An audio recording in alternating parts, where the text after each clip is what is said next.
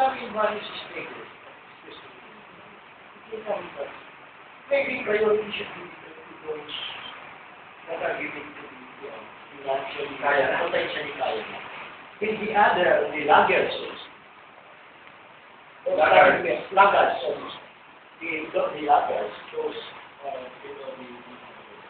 can be helped later on.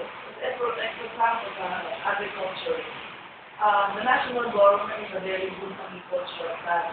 Pero problema namin, pagdating po sa region, nai-implement na. Pero pagdating sa probinsya, kung hindi po transfer ng governor, ng mga mayor yung agriculture sa probinsya nila, hindi na natin binibigyan ang tamang pansin dahil decentralized yung function, yung magandang programa ng national government o ng INSA, hindi na pinipigil naman sa drastic steps. Kasi yung mayor o yung governor, hindi niya doon, kung hindi siya naniniwala, therefore ang focus sa ibang bagay. So, minsan nagkakaroon ng breakdown pagdating sa mga certain policies ng national government.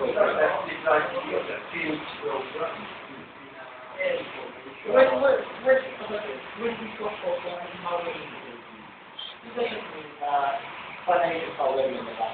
There are laws of national application which make sense, the LGUs